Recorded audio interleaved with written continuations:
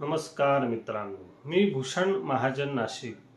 आज आपण शांती कर्म का करावं, शांती कर्म का केलं जातं आणि आपली जन्मकुंडली कशी तयार होते या विषयावर संवाद साधणार आहोत.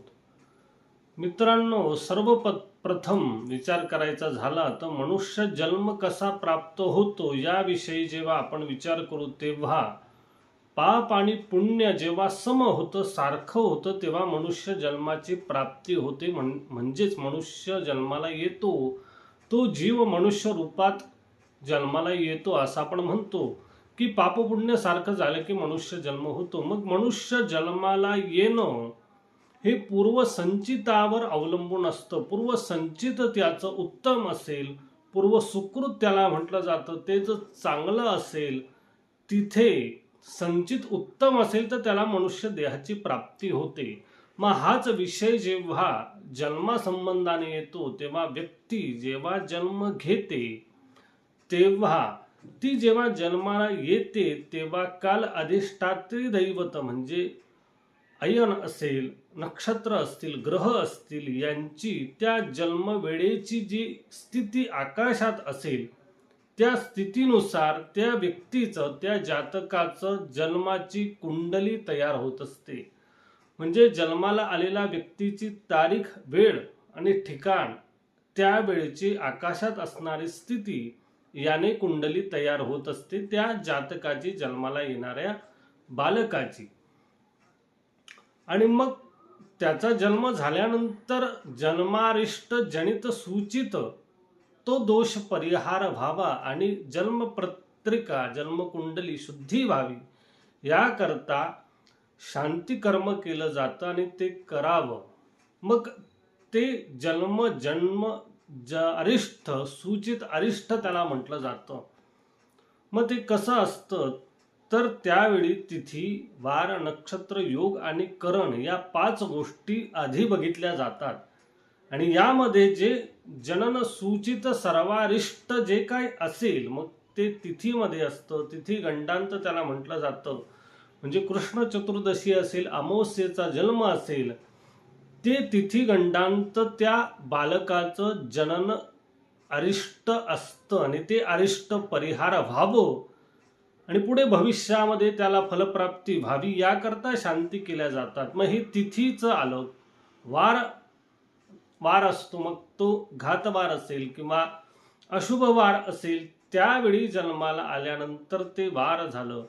त्यानंतर मग योगांमध्ये अनेक प्रकारचे योग आहे. वैधृती योग आहे, व्यतिपात आहे, शूल आहे, अनेक प्रकारच्या योग आहे. त्या योगांवर जर जन्म झाला असेल तर ते योगगंडांत झालं. मग योगांची शांती केली जाते. त्यानंतर नक्षत्र आपण बघतो, 27 नक्षत्र आहे. 27 नक्षत्रांपैकी जे अशुभ नक्षत्र असतील त्या नक्षत्रांचा नक्षत्र गंडांत त्या बालकाचं येतं. मग नक्षत्र गंडांत ही शांती केली जाते. आणि कर्णामध्येही विष्टीकरण असेल, भद्राकरण असेल, हे जनन सूचित सर्वारिष्ट परिहारार्थ असं त्याला म्हटलं जातं. म्हणजेच हे शांती कर्म काय तर येणाऱ्या जातकाचा जन्म हा कुठल्या योगावर होतोय, कुठल्या तिथीवर होतोय, कुठल्या वारावर होतो, योगावर होतोय, हे सगळं त्याच्या पूर्वसंचितावर, पुण्यावर अवलंबून असतं. येणाऱ्या जातकाला योग्य वेळेवर योग्य ठिकाणी जन्माला येणं हे त्याच्याही हातात नसतं आणि आपल्याही नसतं. ते त्या जीवाच्या पूर्वसंचित पुण्यावर अवलंबून असतं की त्याने कुठल्या योगावर, कुठल्या तिथीवर आणि कुठल्या नक्षत्रावर जन्माला यायचं ते. मग ते जन्माला आल्यानंतर हे जे पंचसूत्र आहे, पंचांग आहे, हे शुभ असावं, शुभ असलं पाहिजे. ते नसेल तर मग तिथी, वार, नक्षत्र, योग, करण याचं जनन सूचित अरिष्ट परिहारार्थम हा उच्चार येतो. आणि जन्माचं जे अरिष्ट आहे, जन्माला आल्यानंतर येणारा जे अरिष्ट आहे तो परिहार व्हावा आणि पुढे भविष्यात उत्तम फल प्राप्त व्हावं यासाठी शांती विधान केलं जातं. मग हे शांती विधान करत असताना कितव्या दिवशी करावं, कधी करावं तर शास्त्राचा विचार आपण जर या विषयामध्ये घेतला तर जन्माला आल्यानंतर 12व्या दिवशी हे शांती कर्म केलं जातं. म्हणजेच जन्म झाल्यानंतर 12व्या दिवशी ही शांती कर्म केलं पाहिजे. जो तिथीवार असेल, जे गंडांत असेल, त्याचा दोष तात्काळ परिहार व्हावा. 12व्या दिवशीच त्या दोषाचं निरसन व्हावं आणि भविष्य उत्तम आयु आरोग्य प्राप्त व्हावं, हा उद्देश आहे. म्हणून हे शांती कर्म लगेच करावं. परंतु काही कारणास्तव या गोष्टींकडे दुर्लक्ष केलं जातं. बाकी इतर सर्व कार्य केले जातात, पण जनन सूचित अरिष्ट याविषयी, शांती कर्माविषयी गांभीर्याने राहत नाही. हे कर्म पुढे ढकललं जातं. मग त्या बालकाचा भविष्यामध्ये अनेक प्रकारच्या अडचणी, आयु आरोग्यावर परिणाम होतो, संकट प्राप्ती होती, आपत्ती विपत्ती भय आदी व्याधी रोग या गोष्टी प्राप्त होतात. हे जर आपण त्याच्या जन्म सूचित अरिष्ट शांती कर्मातून परिहार झालं की भविष्य उत्तम होत असतं. म्हणून हे कर्म 12व्या दिवशी केलं जातं आणि ते केलं पाहिजे. याने काय होतं, जनन सूचित अरिष्ट परिहार होतं. जन्माला येणारं सूचित जे अरिष्ट आहे ते परिहार होत असतं आणि भविष्य उत्तम होत असतं. अशा प्रकारे हे शांती कर्म येतं. यामध्ये या गोष्टी येत असतात. मग यामध्ये काय केलं जातं, जे तिथी असेल, वार असेल, नक्षत्र असेल, त्या योगांची देवता असतात. त्या देवतांप्रती केले जाणारे अर्पण क्रिया, अर्चन क्रिया याला शांती कर्म म्हणतात. मग यामध्ये गणपती पुण्यहा वाचनापासून ते रुद्रमंडलापर्यंत स्थापना असते. प्रधान मंडल जे असतं ते तिथीचं ज्या देवता असतील त्यांचं असेल, जी शांती असेल, वाराची असेल किंवा नक्षत्रांची असेल, ते प्रधानपीठ घेतलं जातं. त्यांचं अभिषेक पूजन केलं जातं. प्रधान अंगत्वेनं विशेष पूजा केली जाते. त्यांना विशेष अनुकूल दान केलं जातं. त्यांचं उत्तम हवन केलं जातं. बलिदान, पूर्णाहुती अशा प्रकारे शांती कर्म केलं जातं. या विषयाची सखोल माहिती पाहिजे असल्याचा आम्हाला अवश्य संपर्क करा. वेदभूषण ज्योतिष प्रतिष्ठान अंतर्गत ज्योतिष कार्यालयामध्ये आपल्या जन्मकुंडलीमध्ये जे काय सूचित अरिष्ट असेल त्याचा परिहार व्हावा यासाठी उत्तम मार्गदर्शन केलं जाईल. आणि विशेष म्हणजे हे काय असतं तर जन्माचं अरिष्ट त्याला म्हणतात. काही नक्षत्र असे असतात की जे आईवडिलांसाठी वाईट असतात. यामध्ये उदाहरणार्थ मूळ नक्षत्र असेल, अश्लेषा असेल, मघा असेल, हे अरिष्ट असतं आणि ते परिहार व्हावं हा उद्देश आहे. आणि यामध्ये विशेष करून श्रद्धा भावही असला पाहिजे. श्रद्धेने केलं की फलप्राप्ती होत असते आणि याचा विधीचा परिणाम होत असतो. यामध्ये श्रद्धा भावही अत्यंत महत्वाचा असतो.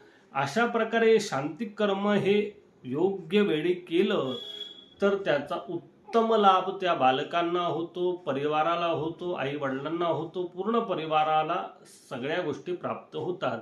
या विषयाकडे गांभीर्याने घेतलं जात नाही. अनेक वर्ष झाल्यानंतर मग शांतीचा विचार केला जातो आणि मग जेव्हा भविष्यामध्ये त्याला अनेक अडचणी येतात, मग जन्मकुंडलीमध्ये जे युती योग असतात, शनी राहू एकत्र असेल, मंगळ असेल, या गोष्टींच्या शांती पुन्हा कराव्या लागतात, त्या नव्याने कराव्या लागतात. तात्काळ जनन सूचित अरिष्ट परिहार केलंच नाही तर पुढच्या उपाय करता येत नाही. म्हणून या शांती तात्काळ करणं आवश्यक आहे. भविष्यात जन्मकुंडलीनुसार अजून शांती कर्म संकटानुसार निघू शकतं, परंतु हे अरिष्ट आधी परिहार करावा लागतो. कुठलाही उपाय हा, कुठलाही दोष हा जेव्हा लहान असतो, छोटा असतो, सुरुवात असते, तेव्हा त्यावर उपाय केला तर त्याचा परिणाम तात्काळ होतो. जर सूचित अरिष्ट हे 12व्या दिवशी परिहार न होता भविष्यामध्ये करू म्हणून ढकललं, पुढे 15-20 वर्षांनंतर शांती कर्म करायला गेलं, मग त्याचा परिणामही तात्काळ होत नाही, त्यालाही विलंब होत असतो. अशा प्रकारे हे शांती कर्म आहे. यामध्ये उपायही आहे, दोषांचा परिहारही होत असतो आणि त्या बालकाला आयु आरोग्यही प्राप्त होत असतं. हे सर्व त्या बालकाच्या कल्याणासाठी आहे. या गोष्टी लक्षात घेतल्या पाहिजे.